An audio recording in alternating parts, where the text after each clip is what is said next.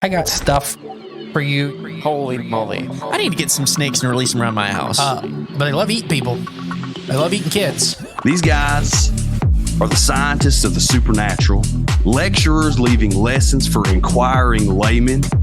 They are applying the scientific method to a world that baffles science. They are the cryptids of the corn. Every day that you open your mouth, I know, right? I'm more convinced that you're abducted by aliens. No. And it just stood up. I mean, it just like kept going and going. And she goes, what the? These are idiots. I was laughing reading this because I already knew how you would feel. Idiot. What part of the story fits your balloon? Well, This isn't a UFO. But who else has big black wings and red eyes? Batman. Oh, Mothman. Oh, yeah, Mothman. Well, everyone, I think we know exactly what it is. So say it all with me. It was the sandhill crane. Would you try it? No. You wouldn't eat it? No. Why? Because they're probably toxic. There'd be a lot of poop in my pants. I've seen a 6-foot alligator go swinging through the air and slam into a tree.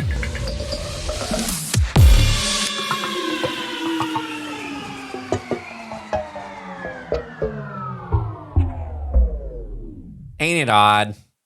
That a house of God looks like a facade for training death squads Whoa. proclaiming jihad. Something happened there. We're just saying, ain't it odd? Oh, I'm wearing that shirt. Somewhere in the middle, you got all tripped up. Mhm. I don't know. Mini stroke. It's texting a realtor. Oh, all right. Things are happening. Trying. Trying, yeah. I'm done with town life. Yeah.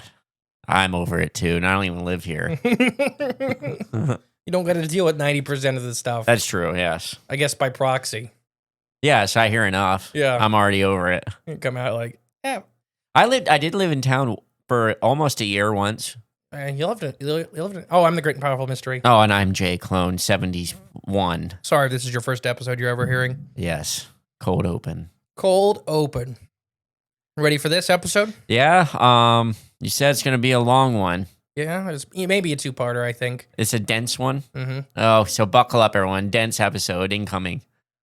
The Dyatlov Pass incident. Oh gosh, I thought it was. Is that how you say it? I always heard like Dyatlov. I've heard Dyatlov, Yeah. Dyatlov, and D-Love. Okay, so Russia, right? Is that where this took place? Yes, yeah. So I'm gonna go ahead and just go D-Love, just because it's easier for me to say. That's fair. The pronunciation, I believe, it is correct, is Dyatlov. Dyatlov. Yeah, I always said Dyatlov. Either way, that's the one we're talking about. If you don't know this story yet, You're about to, but it's a very famous, well, I don't know if you want to say Yeti, Bigfoot, Sasquatch, or something else story. It's a famous missing people, found people, dead people story with oddness all around it. From governments to iron curtains to blaming indigenous people. And the photographs that may or may not be hoaxed. The photo is real, the one you're talking about. Yeah? Whether it's a Yeti or not, which we'll come back to that, is what people don't know. Right. Because it could be one of the skiers in a snowsuit. Mm-hmm. But we'll get to that in this episode. So there's your foreshadowing. Maybe the next part, but it's a chunky thing. All right. So I know little bits about this whole incident. I know, and we've talked about it from time to time. Yeah, we brought it up. I mean, if you're into this kind of stuff at all, you know about this one. So I'm assuming we're going to get into the details. Yeah, we're going to go over kind of the whole story, some of the evidences, who investigated what, and if they're credible or not. Like, yeah. This would have been during the Soviet Union, so credible or not, is maybe a question. What's that supposed to mean? Well, it's just like the U.S. military government complex, industrial government complex, testing on U.S. civilians. Oh, okay, yes. The Soviet military was probably also doing the same thing. Probably. All governments are big. All big governments are just evil. Except that, well, I guess big government, yeah. There's, is it Chile? The Chilean president literally lives in like a hut, takes no salary. So yeah, he seems nice. You ever seen that? I have not. He like walks to work and everything like that. He doesn't have a car. He literally lives in like a shack the size of this room with his wife. Nice. And he gives all the money that he would get to like the local boys' school or something like that. Sounds like a decent human being. I think he is, but I think it's Chile. It may not be. It's a South American president. It could be. I don't know. We'll find out. If they have any resources, he'll be overthrown in 0.2 seconds. I don't think they have any. Okay. Well, apparently not if he's doing that. He's living in a shack. Yeah. So one of the most bizarre, not to mention flat out terrifying mysteries of the modern age concerns the deaths of 9 Russian mountaineers who were cross-country skiing but ended in tragedy so ghastly and so perplexing that it still mystifies experts over half a century later. Mm-hmm. This story, and we'll get into all of the possible explanations I could find, if not a myriad of more. I mean, Yetis are probably the least on the list of odd explanations. Okay. Excursions into nature can be serenic, from exalting from others. Unfortunate few things, though, for these sojourns into untouched wilderness of our world can be very tragic. Still, other such journeys into the unknown and in such unfathomable, frightening circumstances that they are beyond the stuff of legend. There are people that, like, there's been a couple movies made about this and a couple books, where the ending is, it's the Yeti ending, it's the government experiments, it's the UFOs, it's... Mm-hmm. And there's a large group of people modern day that do not realize that this was a real event. Right. Okay. That they think it's just stories. Yeah. Okay. No, yeah, it's just very much really happened. Such is the destiny that befell the 9 ill-fated skier enthusiasts in the late 1950s. Unlike so many of the most intriguing mysteries of the 20th century, including the fate of the crew of the Orkan Megan or the whereabouts of the missing Ananak village of Canada, what makes the so-called Dyatlov Pass incident so fascinating is the fact that absolutely no doubt that these events actually occurred. Mm-hmm. Like, this happened. Mm-hmm. There is so much evidence, so many people tied to it. The one skier, which we'll talk about, that got left behind, it's nuts. It's actual canon. Mm-hmm. It's real life canon. This dreadfully little doubt of none of the last sensation experience of the poor souls that had this terror upon them.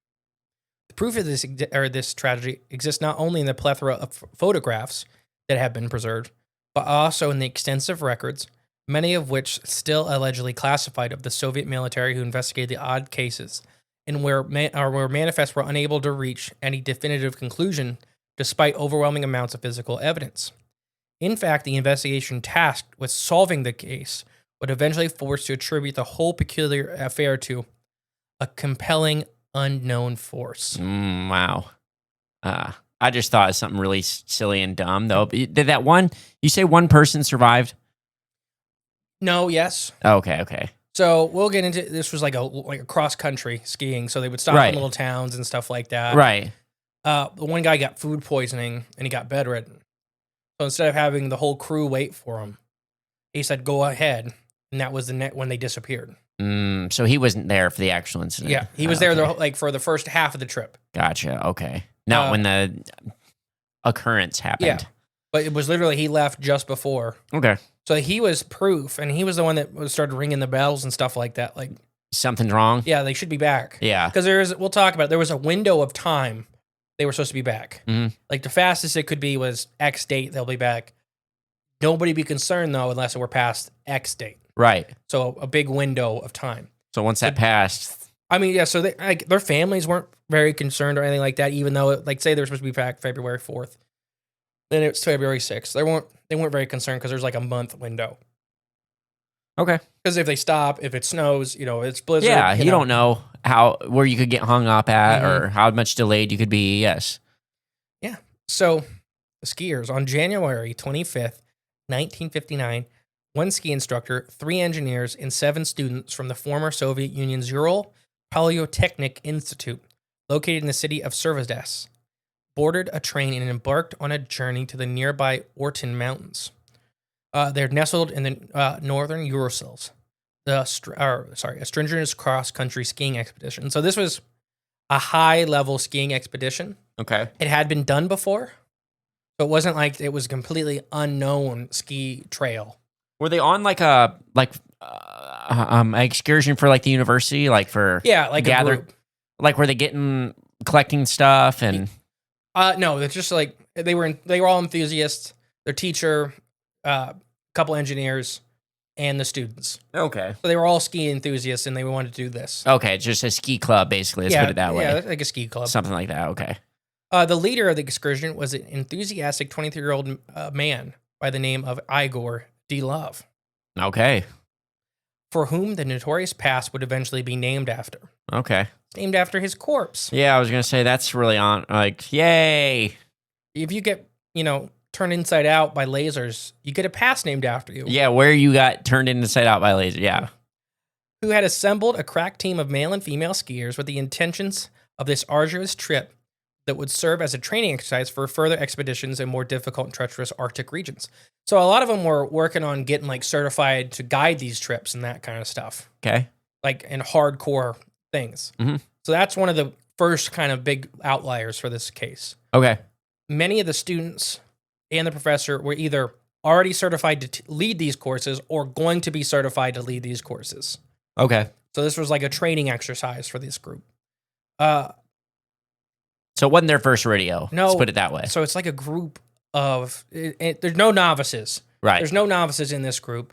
This trail is arduous, but it should not be undoable for this group. Yes, they are all capable of doing this trail. So as the group of seasoned skiers left the train and hopped on a truck heading towards their very own Alpine in the Urals, one of the team members, Yuri Yadin, fell extremely ill and was forced to remain behind in the settlement of Vizeril, the last outpost before he got to the Orton Range. He says, hugged his comrades goodbye with envy and watched them leave. Scarcely could imagine that this time he would be the lucky one. Yeah, there's always a good time to get sick, I guess. Yeah, you can imagine that, feeling how bad he was probably feeling of like, I'm missing this great thing. We planned this for half a year. They're going to get certified. I'm missing out. And then, a couple months later, they're all dead and they're turned inside out. Seems kind of fishy if you ask me. Glad I had the shrimp that night. Yeah. Maybe he has a buddy he paid. He's actually a Yeti in disguise. Right, his buddy? No, Him? Girl. Oh, it was just him? Well, it was Yuri and his family. Okay. That's what he does. Every year goes out and lures him back. He gets this ski trip together, builds like a decade's worth of trust with him, gets him out there, and then feeds him to his family. Good plan. Later in life, Yuri would claim that one thing that had haunted him over the many, many years was he was not able to discover what kind of diabolical force stole the lives of his friends, a fate that he would have shared with them, whether or not for his unexpected illness. According to Yuri, he said, "If I had a chance to ask God just one question, it would be, what really happened to my friends that night?" That'd be a good question to ask. And he was, I know we're joking a little bit and trying to, make light of it a little bit. He was extremely distraught over this. Oh, I bet. Yuri was the one that was ringing bells, wouldn't shut up, was almost silenced by the government several times. And I'm over here accusing him of doing it. Yeah. He almost got iron curtained away a couple times. Gosh, okay. Because he was like, no, these kids didn't die in an avalanche. These kids didn't fall down the mountain. No. Well, we'll find out later, too, what was left behind and what happened. So 2 days after embarking on their adventure, the 9 remaining athletes, including the engineer, Rustem, Georgie, and Nicholas, as well as another student, so this is a different Yuri, Okay. Azendi, Ludmil, and the ski instructor guide, Alexander, all followed Dyatlov towards the first stop in their long and grueling journey, the Gorgon Orton Mountain. The date was January 28th of 1959. The team would never make it to their destination, and none of them would ever be seen alive. So far, January 28th. Okay. When the date stuff stopped moving. Okay. We're going to jump ahead a little bit. On February 11th, so about 12 days later, roughly, yeah, the Dyatlov ski team was supposed to arrive in Zurich, along with the first orders of business following a hot meal and a stiff drink, were to send their loved ones telegrams announcing their success of their mission. So, yeah, that's the first date they were supposed to let everybody back home. No. Hey, we're still alive. Okay. Everything's fine. That kind of stuff. Right, yeah. So that day comes and passes. No telegrams are received. No letters. Most of the team's family members were not concerned at all, though. No. Realizing that journeys like this rarely end on schedule. But when over a week went by with no word of the skiers, then relatives started to demand the Ural Polytechnical Institute organizer to organize a search and rescue operation, which they did post haste. That's the school. Right, yep. The school they were all associated with. Yep. So they waited about a week, and then everybody's like, all right. Something needs to be done. Yep. Well, like I said, though, because I've watched so much stuff on this and heard so many podcasts and everything, and some people really blame the parents. Like, why is nobody freaking out? It's a wilderness hike. They know it. There's a date range. Right. If everything goes perfect, we'll be back February 11th. Right. If, it may be February 20th we get back. So, I don't know. It's just, to me, I don't blame the parents. No, because they knew there was no reason to freak out until a certain date. Then they know something's afoot. Or at least you have reason to worry. Yeah, to start being, okay, it's time to move. And then the school did it also. Yeah, immediately. When the parents called and hey, it's time, mm-hmm. the school started organizing stuff and moving. Within days, it became clear that the Institute's ground base would not be able to produce any results on their own, and both military and civilian authorities would get involved in the search. So the university went out for a couple days, realized that we're not able to do this. Right. This is way above what we can do, and these people need help. So they reached out to the military and other civilian organizations. The military planes and helicopters were swiftly dispatched to the area. And on February 25th, so we're getting to almost a full month after they went missing. Right, yeah. The pilot was first spotted something curious on a mountainside below. So pilots flying almost a month later, they see just a little thing sitting on the mountainside that's out of place. Okay. So the pilot marks the coordinates of where it is, because you can't land at the size of a mountain. Right, especially in a helicopter. Oh, he's in a plane. Oh, okay. Well, especially that too, even worse. Yeah. So he marks where it is. So it took the next day, the search party, including the Polytechnical Institute students, made their way to the abandoned encampment on the eastern slope of the mountain listed as 1079. Okay. So this is the camp. Okay. They found where they are, the hikers. The foreboding peak is better known to the indigenous tribes as Kulta Sikulo, which translates into the native town or their native tongue, the Mountain of the Dead. Might be more to that name then, or it's not just a name. I'm assuming. Yeah, like Ape Canyon. You're right. Yeah. Interesting. Or the Valley of the Headless Men. Devil's Nest. When native peoples are like, that's Bird Mountain, that's Deer Mountain, that's Mountain of the Dead. Yeah. What's that one? Oh, Deer Mountain? Right. Yeah. No, the one behind it. Oh, the Mountain of the Dead. Yeah. You go up there, you explode. Right. Yeah. And oh, come on, dumb natives.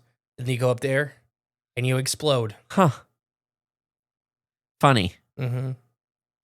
Remember, Cryptids Corn podcast, if the people that are native to the area tell you a thing, it's probably true. Probably. If they call the area, that's Sharp Tooth Valley, there's reasons. I mean, that's hindsight now. So the would-be rescuers discovered an extremely badly damaged tent and a plethora of footprints made by what appeared to be at least 8 different people radiating out of the devastated tent. Sarvin had discovered the state of a large tent in the skiers all shared. And here's a quote from him. We discovered that the tent was half torn down and covered in snow. It was empty. The group's belongings and shoes were left behind. So, this is already the first weird thing. The tent is in the middle of a snow slope. Not where it normally should be set up. They would never, ever set a tent up in the middle of a snow slope. Right. They were all sharing one tent. What happened to the other tents? Was it because they were scared and they wanted to all be in the same tent? Was it because it was so cold they needed to do it for warmth? Right. If it was cold, though, why wouldn't they set up in the woods on both sides of the slope? So these are the first big questions. And there's more oddness with the tent, but we'll come back to that. Before I continue, I guess, I'm at a little bit of a stopping point. What are your thoughts so far? I mean, everything seems to be going according to how it should have, as far as timeline and a search and rescue, and then where they actually found them. I mean, so far, nothing just seems odd besides the whole group going missing, So, I mean, just kind of seems like a normal hiking group gone missing story. Until right now. Right. I know it gets crazier, but yeah, I as of up to this point, nothing seems really out of the ordinary other than just the group gone missing. Mm-hmm. So the search party members quickly realized that the tracks consisted of entirely bare or sock-clad feet. So nobody had shoes except a single person that had a single shoe. So they were moving in haste. The two sets of... So this is going to get complicated. So we'll try to do this together. Because even when I've watched this on TV, there's several really cool... Or not cool. There's several really well-done documentaries about this on TV. Okay. It gets confusing. Okay. Because after that, everybody was in the tent at this point, and then something happens. They cut their way. So that when they start analyzing the tent back at the school, the tent was cut from the inside with a knife, not from the outside. They didn't use the door. They cut the tent open to get out. Well, let's get to that part of this. So where the people all end up and everything is extremely weird and hard to follow. Okay. Even when you're watching like them show it. We're watching recreations. Yes. So, yeah. So two sets of prints led down the slope towards an extremely densely forested area, but the tracks were covered with snow roughly 1,500 feet away from the tent. So they ran from this first two sets of tracks, ran straight down the slope to the deep woods for 1,500 feet, and then the tracks disappeared. Gosh. In the night, without shoes. In the snow. Mm-hmm. They also followed the trail and found the remains of a fire beneath a looming ancient pine, with something much worse. Near the long dead fire was the frozen remains of a team members, Dorotsko and Kurvasiko. That's last names. Oh. The searchers noted that the utter bewilderment that even though the men were all within range of the now ravaged tent before the men were naked and shoeless, save for their underwear. So these guys could still see the tent. These two men that were sitting around this fire they made in this ancient tree. Mm-hmm. They could still see the tent. Mm-hmm. They are sitting in the cold, in the snow, in their underwear. Right. They never went back to the tent. Their Did clothes and everything's there. Their corpses, they found their bodies Yeah, there? they basically froze to death. They died of exposure. Wow. Okay. So something happened in the tent area for these two people. To just go over there and sit. Made a fire, and froze to death. Yeah. Rather than going back 1,500 feet where their clothes, like you can see the tent, where their clothes, their shoes, their coats. Yeah. The searchers also, the investigators also saw the branches of the old pine had been snapped off at heights of almost 15 feet. Oh, wow. Okay. So that's, okay. Forensic tests later confirmed that traces of skin were found embedded in the bark, indicating that the pair had frantically attempted to climb the tree, snapping off branches until their hands were masses of pulpy flesh. Oh, gosh. A couple fingers had bone exposed. From trying to climb. In a panic in the blinding night. That's insane. So I can't imagine whatever fear was going through them. I mean, they're just slamming their bodies into trees, slamming their hands, and just gripping. Right, yeah. They made it about 15 feet up, and they kept falling down. Gosh. Oh, that's so scary. And you can look at pictures of this tree. You can see how it's bare all the way up. Yeah. It was people that did it, but it looks like an animal was just going nuts at this tree. Yeah. But it was two humans going nuts at this tree. There's pictures of their hands where they peeled the skin off. I'm trying to climb. So scary. So, at this point, the searchers had no doubt began to wonder what manner of beast could scare these men so much that they abandoned their clothes despite the freezing cold. They tore the skin from their palms in a desperate attempt to get to safety. The fact is there's no evidence of animal tracks. At that time, they had time to start a fire. Combined with the fact that the bodies of the men remained untouched, only heightened the searchers' puzzlement. So, after they calmed down, they sat at this tree. They made a fire. They're still within view of the tent. So if they were that scared of something, Right, they would have why been did further. they sit there Yeah, and start a fire? yeah, Was it because it was pitch black and you could hear things moving around you? yeah. Was it because their brains were fried? Just And couldn't then- go no further. Whether it was an animal, nothing ate on them. So they weren't killed by it. They died of exposure. Right, they didn't die by whatever ravaged their Yeah. camp. And so first they're like, well, maybe a rare bear. A bear would have, eaten these guys' livers. Oh, something, yeah. Yeah. Something. It would at least, or took a swipe at them. They would have been evidence of a bear being around them. And they would have been it'd be very, very rare for a bear to be awake. Okay. It's February Right, or yeah. January when this happened. Well, and they would have seen... Not saying it's impossible for a brown bear to be up. Right, but unlikely. It'd be very rare. And they would have found blood like all over, or Bears don't kill very cleanly. no, or big giant tracks like footprints or bear prints, whatever. All that would have been evident and So, made note of. not long after the search party had found the bodies of these two men, they stumbled across the corpse of the team leader, Dyatlov himself, nearly 900 feet away from the other corpses, but somewhat closer to the tent. Mm. So the tent's in the middle of the snow pass.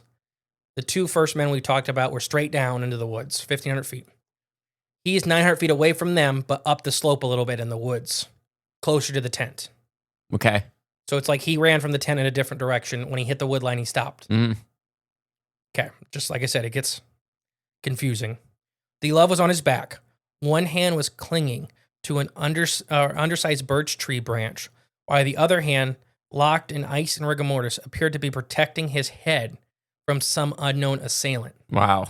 So he died, almost looks like he's holding on to this little tree like he's pulling himself to the forest. He has his hand on the back of his head, like trying to protect his head from getting hit. Yeah. And he still got hit. Maybe. That's Yeah. what it looks like when they find his corpse. So whatever it was whatever he got killed by didn't like take his body. So half buried in the snow not far from the tent were the bodies of the body of Rustem, which rescuers found laying face down in the snow. Sordom's skull that's Rustem, bore a deep fracture, nearly 7 inches long. Dang. Nevertheless, medical examiner experts later determined the most likely cause of death was hypothermia. Not the giant blow to his skull. He probably passed out from that, laid in the snow, and died Wow. of hypothermia, which only compounded the befuddlement of the volunteers and military search participants. Man. So we got 4 of them so far. Yeah. Found 4 bodies. None of them eaten or taken yet. But Rustem had a 9-inch long gash. 7. 7-inch long gash in the back of his head. Yeah. And Dyatlov himself looked like something was trying to beat him to death in the back of the head. Mm-hmm. Oh, man. Died mid-run. Maybe what if it was just a rogue skier? You're not the first one to suggest something of that nature. Mm. So I guess we'll take an ad break before we continue. Okay. Ready for this? Yeah, I'm starving. Welcome to the latest episode of Cooking with J-Clone77. And today I'm joined by a special guest, the Veggie Man. Say hello, Veggie Man. So you've got a special treat for us today. You're going to be cooking a new veggie dish, a vegan dish for us today. And what do you got on the menu? Ooh, artichoke asparagus spread, eh? I don't particularly like this, but I'm going to go on a limb and give it a try. Oh my goodness. It's delicious. What's the secret ingredient? Flavors of the forest Bigfoot breath? Raw garlic dust? Wow. They freeze dry the highest quality of ingredients raw to capture the flavor you won't find in stores? Wow. Thank you, Veggie Man. I'm going to add this to my kitchen. That's Bigfoot Bread by Flavors of the Forest. You can get yours at flavorsforest.com, and you can cook /corn. Sorry, flavorsforest.com /corn, and you can cook just like the Veggie Man. That Veggie Man. He's a great cook. Do you think these guys would have all died if they had Flavors of the Forest? No. They would have, I'm telling you, that horseradish, they could have just thrown that pocket sanded it right in their faces. Whatever this creature thing was, whether it's human, creature, or even an elemental. Back to the search for carcasses. Yes. So we found 4 so far. The carcass of Xander turned up the furthest away from the group. Traces of blood were found near her corpse. Yet it was not revealed if she was the source, although the conclusion would seem likely. The rescuers could not understand why there was no evidence of a struggle. So I'll re-say this. Mm-hmm. So Xander, or Zandaya, or however you say her, it's Russian. Traces of blood were found near her corpse. They did not know if it was her blood. She did not have any extremely obvious wounds or anything like that. Mm-hmm. They feel like it was. There was no evidence of a struggle. She was just laying there dead and blood kind of around. Mm-hmm. Okay. Odd. And it was the furthest away. She was the furthest. She made it a long distance away. Mm-hmm. I've heard kind of different accounts on that, how far it actually was. Mm-hmm. But a long time. She ran for a while and then died. Until she couldn't. Until she stopped. The party continued their efforts to locate the rest of them, but the lengthy search for the remaining members turned up nothing. The men on the site could not comprehend why the group of extremely experienced hikers would dash half naked into the bitter cold of the forest, into the black of the night. Nor could they fathom what kind of terror must have inspired these young people to act so recklessly. Yeah, so you imagine being the rescuers And coming across and this. knowing that these are advanced people in this field, and finding all this stuff after through a couple days, and you're like, "There's a demon out here." It's not normal. Right. I mean, I'm just trying to put the pieces together right here in this room.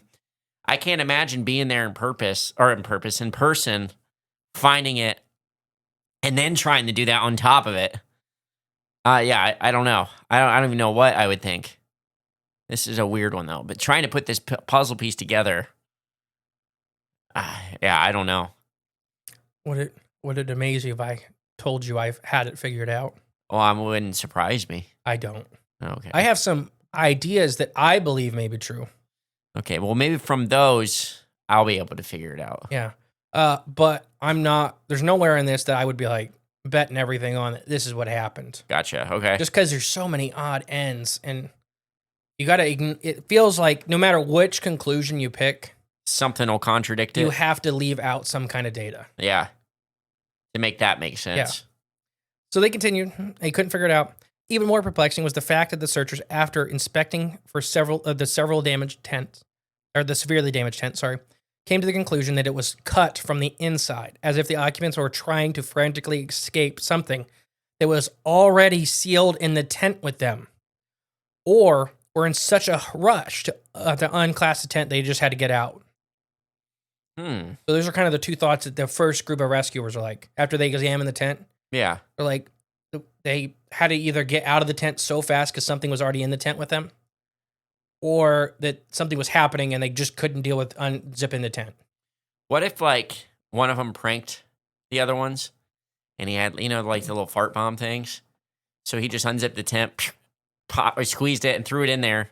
And they all died? Well, they're all like, it pops, so now they're stuck in there. So they're all like, and he's holding the, the zipper flap closed so they can cut unzip their way it. out. So they're all mad and they cut out and they all come scrambling out and they're all like, "What are you doing?" And he's like laughing, but then they're all like mad and they're yelling at him. And as they're yelling at him, they all like pause and freeze as he's still like giggling.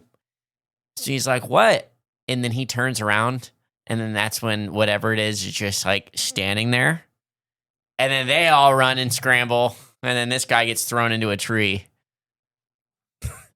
I mean, that's not the most ridiculous one I've ever heard for this. It would be funny though. No, it wouldn't. Not funny as in. I know what you meant. Yeah. Yeah. So amidst the broken woods, Yeah. shredded canvas, and debris of the ravaged tent, investigators discovered rolls of undeveloped film from the journeys of the few expedition members. But rather than helping illuminate the truth, this find would only add more and more layers to the mystery. Yep, absolutely. And I highly suggest everybody pull up these photos. Yeah, they're very public. Because this was months. They did this for months. Mm-hmm. Well, they were in and out, like the ski adventure. They'd Gotcha. get to a town, they'd stop, and then they'd do the next 50 miles. Gotcha. So after 2 months of fruitless searching, so there's actually a picture of the the search party on my birthday, May 4th in 1959. Wow. Was one of the big pushes because it was like, it was not spring. You look at the pictures, it's still like feet and feet and feet of snow. Right. But it was kind of the time where they were like, okay, it's melting a little bit. Maybe some evidence will be uncovered. Mm-hmm. And it's probably not storming as much. Yeah.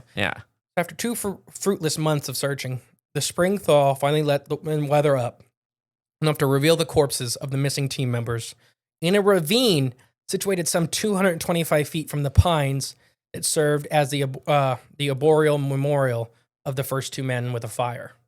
Okay. So they were only 225 feet away from the giant pine tree where the 2 guys had basically died of exposure after bloodying their hands. Right. So there's 4 people in this pit. So the lost 4 were the instructor Alexander, the engineer Nicholas, and the student Alexander. So there's 2 Alexanders and Ludima were discovered buried beneath 12 feet of snow and ice. Dang. All had apparently succumbed to brutal internal injuries. So these 4 people are in a ravine, and they all died from extremely brutal internal organ failure. Like they got beat up or fallen from a great distance. Either way, Yeah. something really bad happened. Some physical trauma without being sharp. Unlike their friends who had perished above, these victims were fully dressed. Okay. So pretty much everybody else was naked. The first 5 were naked. These 4 were fully dressed. They were all in the tent. So they were all in their own tent. In one big tent. Yeah. Oh, these guys weren't in that. They were in the tent that got ripped open? Yes. Oh, so they were in That's there too. where they would have been sleeping, yes. But they were dressed. They were fully dressed.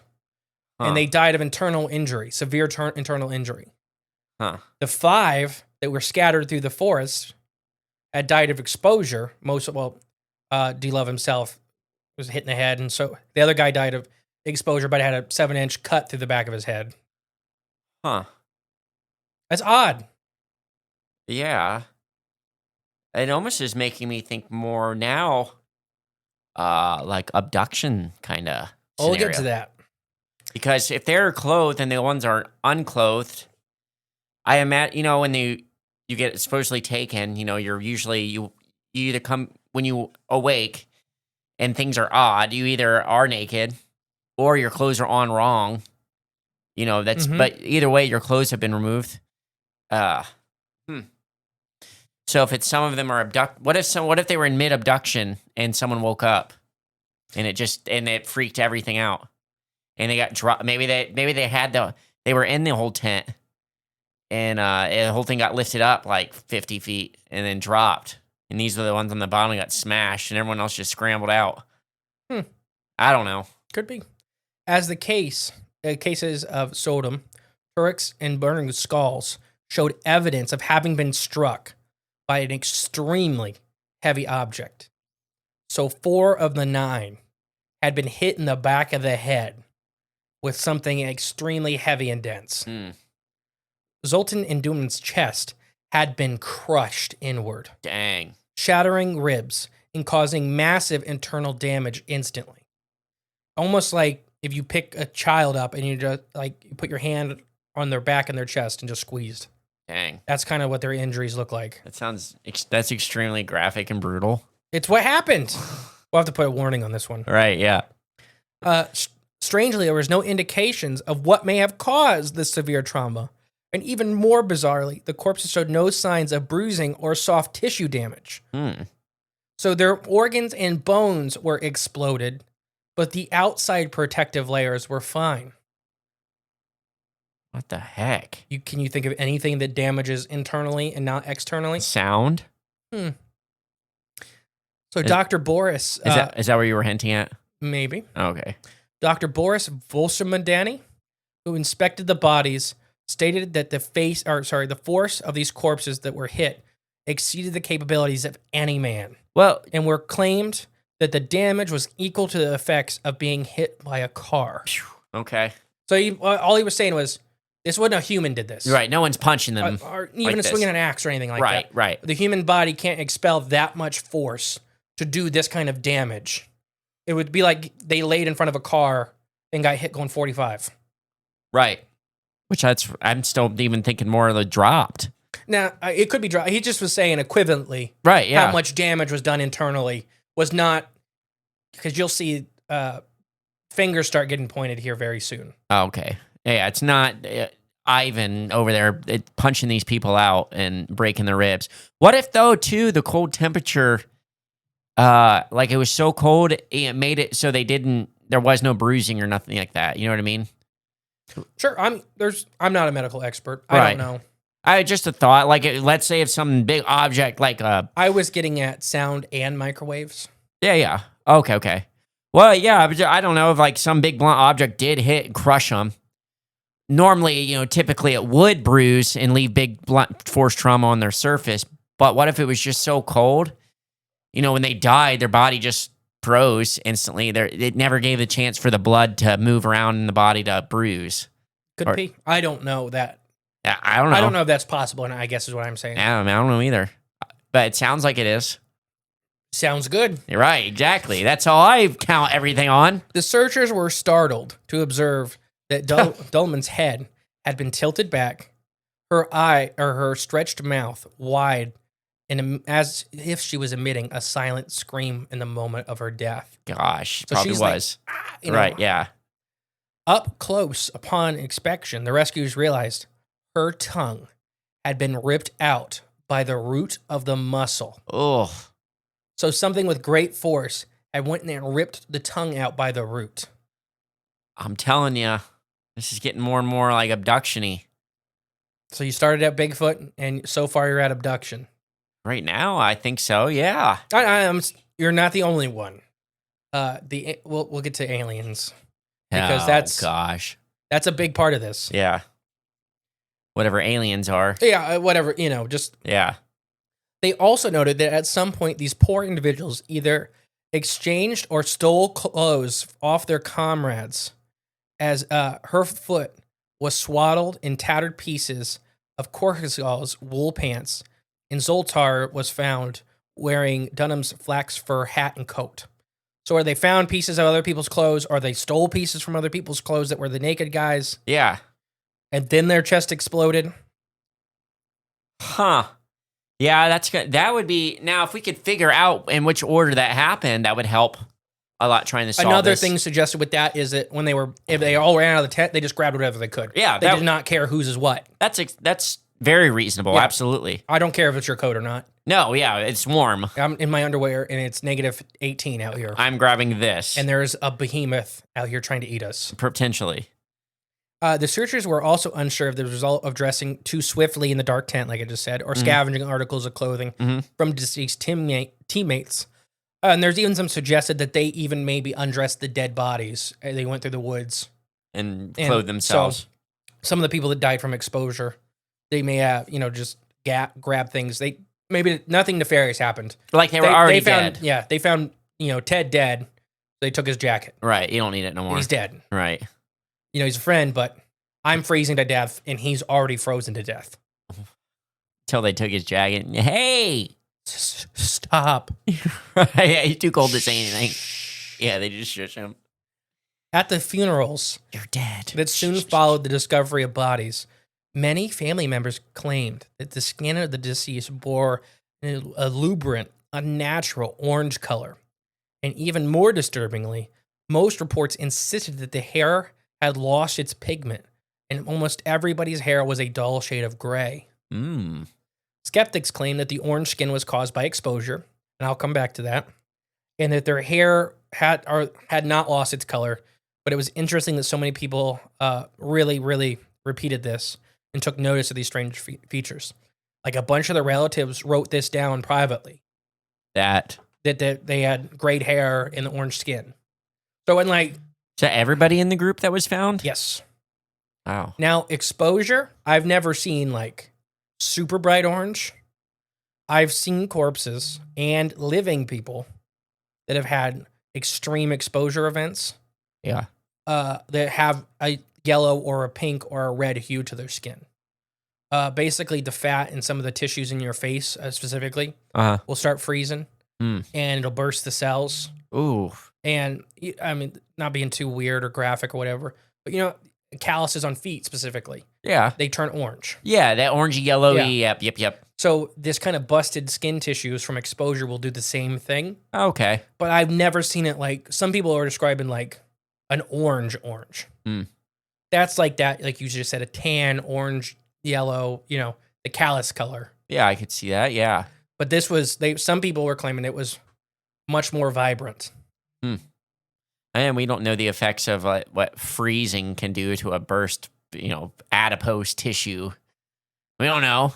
Oh, they know. These are not the first people to freeze death on this mountain. Oh, okay. It's just the weirdest one. They know, yes. We don't. Yeah. And then the grayed hair, I've seen people say left, right, center that it is, caused by freezing to death, exposure. I've had, as a man personally, that's had chunks of my hair freeze and break off. Yeah. I never grayed from that. It was still the same color, and it was frozen. My hair was actually, everybody at home, my hair was actually frozen to the core. Yeah. And it maintained the same color.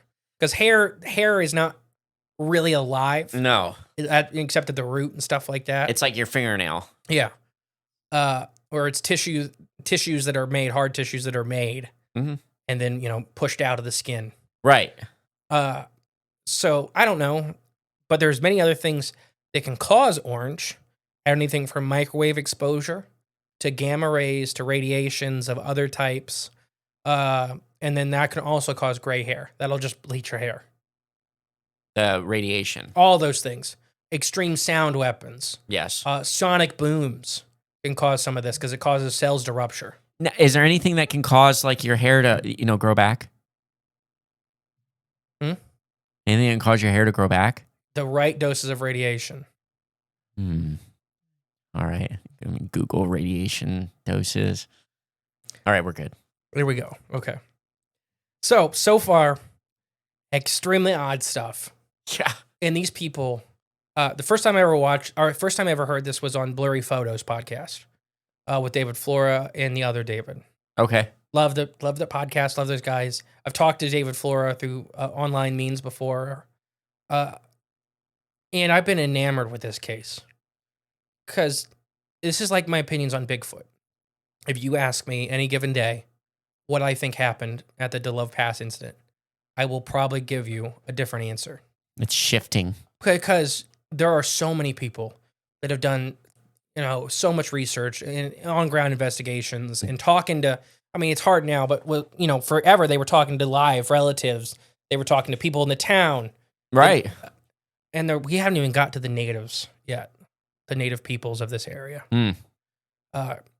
So I'll finish this little bit and we'll get to some investigation, and then the next episode will be all about what could have caused this, what may have happened. Okay. But let me finish this little bit and we'll kind of end it here. As if all of this wasn't odd enough, some articles of clothing found on the bodies measured to be emitting extremely higher levels of radiation than normal. Ooh, okay. Now, that phrasing was put out several times. And I don't know. I've seen people say it was only 3 times higher than background radiation, which is not unheard of, right? Because coal's radioactive. Right. There's stuff that's radioactive that you can just grab on accident. Like you can rub against some of this stuff, like you're hiking, right? You can rub against some of this stuff and bring it along with you. And you could be 3 times higher than background radiation. But is that enough to be significantly No, it's to not, change anything? No, it's not Okay. damaging to you. Okay. It's like a banana or a group of bananas. Bananas are slightly radioactive. Oh, I didn't know that. Yeah. Okay. So fair. like if you take a Geiger counter, a sensitive Geiger counter to like Walmart or whatever, and you wave them over the bananas, it'll bounce, but it's not a dangerous level whatsoever. Wow, didn't know that. Yeah. Now I've had big Geiger counters and I've seen dangerous levels of radiation Oh yeah, certain rivers. and certain big rivers that have states in the name. Right. Connected. Shouldn't eat fish out of. I thought you were shushing me for a second. Oh no, I You're don't saying care. shush or shouldn't. No, it shouldn't be. I mean, it's a Ohio River. Okay, I thought we were dancing around it. I thought we were too, but No, until you said it. don't eat it. I wouldn't eat fish out of the Ohio No, River. just don't. It's the Ohio River is highly radioactive. Yeah, Yeah. it's the Ohio River's not highly radioactive. Okay, pockets of the Ohio River have you go. highly radioactive pockets within it. Yeah, there's So- there's holes in the bottom of the river that have radioactive deposits. It's more specific. So yeah, higher levels of radiation. I've seen people say it's 11,000 times, and I've seen people say it was only 4 times higher. Yeah, those are two very different numbers, though. And some of this may come with a cover up that happens Oh, to where let's say it was 11,000 times. then they just say it's And four. no, it was only 4, guys. It was only 4. Okay. Or vice versa. Okay. I don't know. Like I'm saying, there's weirdness and then there's all kinds of stuff. This case is extremely hard to follow. And the Soviet Union and government at the time after made it extremely hard to ever research again. Mm-hmm. So the investigation, people start, obviously looking into it, trying to figure out what happened to these people. So compounding enigmas surrounding this fascinating case, combined with the youth and popularity of the victims, sent the Soviet investigation into overdrive. These guys were kind of famous in the Soviet Union at this time. They weren't like A-list celebrities or anything like that, but they were known. And then the case blew up. So the Soviet Union wanted this to go away Yeah. now. So they wanted to find out what happened. Okay. Quote, is what they said. Okay. So the first thing they did was try to reconstruct a series of events at the Dyatlov ski team's shocking demise to help the journeys and film rolls discovered on the scene. The primary mystery that faced the team and his team were chosen to make camp on an exposed mountain face when a detour of less than a quarter of a mile would have afforded them so much more shelter from the harsh Russian winter elements. Okay. So that was what I said earlier, like an hour ago. Yeah. They picked a spot on the middle of an exposed snow slope, which is dangerous for like avalanches and that kind of stuff. These Yeah. people knew that. Mm-hmm. They chose to put their tent dead in the middle of it, as far away from all the woods as they could pick. Mm. When every other ski explorer, all these other people, like, Would not do that. they were like, no, they should have put it in the forest. Right. There's this, and this spot that are a quarter mile away that would have made amazing campsites. It'd have been 40 degrees warmer. So they, in my opinion, this is me talking now, they chose that spot for some reason. Right. Something out of the ordinary. I don't know how soon the paranormal happenings happened to these people. Yeah. If it was the whole trip in, something's following them for a week, like some people suggest. And they're like, well, we don't want to, we want to have our edges so we can watch if anything's coming up on us. Right. Yeah. I don't know. I don't know. But this I do know is they picked that spot for a reason. Something compelled them to stop They there. ignored dangers of that spot because it outweighed dangers of something else. Okay. That's okay. The primary mystery. Oh, I already said that. Sorry. It would be Yudin, the only team member to survive thanks to his timely illness, who would shed some light on this question. So Dyatlov probably did not want to lose the distance that he had covered, or decided to actually practice camping on a mountain slope. So that's what the team member that lived said, that maybe he didn't want to go back a quarter mile or ahead, they just stuck there. Or maybe that, because they were like, several of these people are getting ready to be certified for like basically mountain exploring guides. Okay. So maybe they decided that, hey, we need to practice because even though there's woods right there, that may not be the option everywhere. Right. What if Yeah. we have to do this? So let's take time and let's do this and practice this skill. See how bad it sucks. Yeah. If you get stuck out here like this. Yeah. I don't know. He may be right. He may be wrong. I really don't know.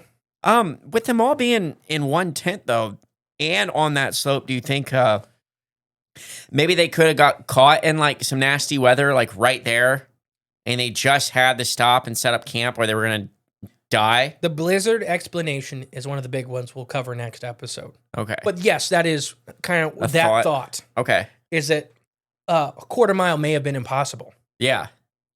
I mean, you've been stuck in a blizzard on a lake and you can't see 10 feet in front of you. I got stuck in heavy like machinery, Right. Yeah. With let alone walking. a four-wheeler. Yeah.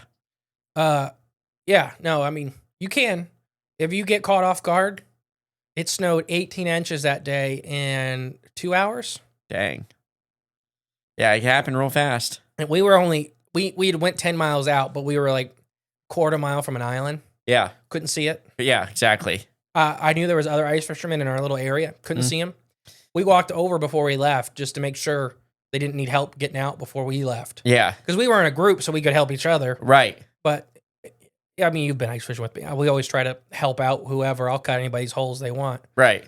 But yeah, so it can be, winter is extremely beautiful and extremely unforgiving. Ah. These things, when they happen, these blizzards, these snowstorms, these windstorms, because that's another factor with this, specifically this area. Uh-huh. If they come up, they will kill you. Oh, yeah. They will kill you so fast. Even like people think Michigan's tame, right? And how many people we lose a year ice fishing? 4 to 5. Right. Yeah. Oh, yeah. Because it's, and I tell people, you think it's tame because you can see your cabin. Mm-hmm. You go under that ice, you're dead. Mm-hmm. It don't matter. No matter how tough, how strong of a swimmer you think you are, Or, yeah. Or how strong of a puncher you think you are. you will die. Yeah. You're not getting through that ice if you fall through a hole or fall through whatever, the ice. And same with these back mountain, like the 4-wheeler snowmobile trails my brother does. Yeah. He does 150 miles in the UP sometimes. Yeah. And you help everybody you see broken down, because if you're the last people they see in that night, they will freeze to death Oh, yeah. if they don't get moving because they're 50 miles from the cabin. Oh, yeah. They have to go another 50 miles. So that's modern day, 70 years later, in places with roads and cars that you can drive to and get help, Right. and people freeze to death. Yeah. We're talking 70 years before on a mountain slope with nothing. So some of the photos, there's a photo with the group smiling. The photo develops from the roll found. The tent revealed that expedition members had set up camp on February 2nd at approximately 5 p.m. The slope of, the Dead Man's Mountain, in order to get out of inclement weather. And they surmise this from the photos. Okay. That they may have been using this slope. There may have been some factor where they were using it as like a windshield. Mm. So the group had cleared the tree line and was 10 miles from their first destination on their long track, Gorg Orton, which the photos all looked happy and healthy and jovial. So this is the day it happened. Okay. They looked fine. Yeah. Oh, sorry, no, this is February 2nd. This is weeks before it happened, I guess. Sorry. It is the day of. No, yeah, because remember, it was the 28th Yeah. was when they were expected back, but it wasn't until the 11th that alarms were raised. So investigators came to the conclusion that around 7 p.m., the team ate a meal, and not long thereafter, members began to settle down for the night. The temperatures on the slope was less than 5 degrees Fahrenheit, which I will say, that is cold. Huh? We're mammals, we're people, these are explorers, that's fine. 5 degrees Fahrenheit? Yeah. Yeah, it's not terrible. For someone that's in Ohio, that we range from 100 to negative 30. Well, negative 40 or 38 was the coldest I've ever been. That's when my hair froze off. Mm-hmm. So that's 40-something degrees warmer. Right, yeah. Yeah, I mean, we hit around freezing here. I mean, especially in the 30s and the 20s, it's not like terrible, I'm going to die. The only time it feels that way is if the wind's blowing. But if it's 5 degrees and there's no wind, I mean, it's bearable. So which made the investigators wonder why so many of the skiers were in a state of undress. Because most of the time you sleep in your stuff. Right, yeah. You don't get naked. And we're going to put warnings for adult content on this episode anyways. But I want to say this, and I do not believe this whatsoever, but this has been suggested several times. Yeah.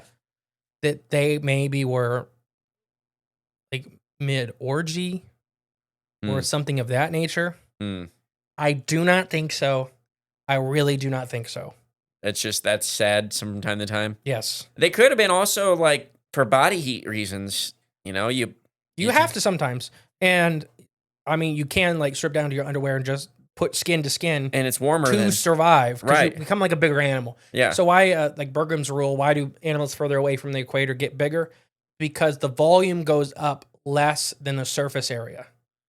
So you keep warmth in more efficiently. Okay. So humans, if you lay in a pile like that, your volume is going up and your surface area is going down relatively. Right. That makes sense. So you can produce and save more heat that way. Right. Just saying. Yeah. I just said the orgy thing because I've seen it said, and I like to include everything.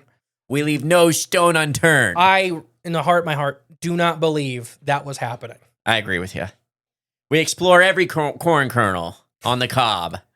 So whether the reasons have been, most researchers agree at this point everything was relatively normal. 7 p.m. the night that all heck broke loose was normal. Okay. Forensic pathologists later estimated the events which ultimately led to the deaths of the skiers had occurred between 9:30 and 11:30 p.m. They base their speculations on undigested food found in the victims' stomachs, as well as some other conditions of the body. Okay. They kind of use that timeline of when food stopped being digested because they died. Right. Be like, okay, it's roughly this 2-hour window. Mm-hmm. So 2 to 4 hours after they had eaten dinner and went to bed. At this point, the military investigation began piecing the puzzle together to the best of their abilities. What follows is, in their best estimate, what occurred. So I'm going to read the military's. You know what? I'm not. We're going to come back. So when we come back next week, we're going to start with the military's explanation of the tragic timeline. Oh, this will be great. The Soviet Union and what they say. This is what happened. Trust me, I'm the Soviet Union. Let's see how similar they are to our ruling forces. I think the same-ish. Probably. Different accent. Yes. So far, I mean, what do you think? I still don't know. Well, I always thought, because I knew the story, but I never knew the great details of this story. And I've seen the photos in that one, but I've always thought it was just a creature. But now I'm just a little, I guess, open-minded to something else going on. So when we come back, a lot of finger pointing starts happening. Oh, I'm sure. Because I'll give you a little foreshadowing. The parents don't like what's about to be said. Yep. And their surviving friend don't like what's about to be said. Yep. And they don't shut up about it. And then what happens to them? It's Soviet Union, so Oh. they take a vacation. Same thing that happens here. Yeah, they take a vacation to Wyoming with all the rare earth elements. Right, yeah. But yeah, so they start making a stink about it. This gets weird. They start blaming. You won't even believe what this thing gets blamed on. But I'm like you. When I first just kind of knew about it, right? I was a Bigfoot, Yeti, Ural, whatever, Yaren, wherever this, it'd be the Yaren. Would it be? Yeah, I guess you're right. For Russia? Yeah, I guess so. It's the same animal, roughly. Right, yeah. But it would be the Yaren. Okay. Would be their version. Yeti is, that we throw that around for mountains. Like Himalayas. Yeah. And yeah. But that's probably thousands of miles away. Okay, fair.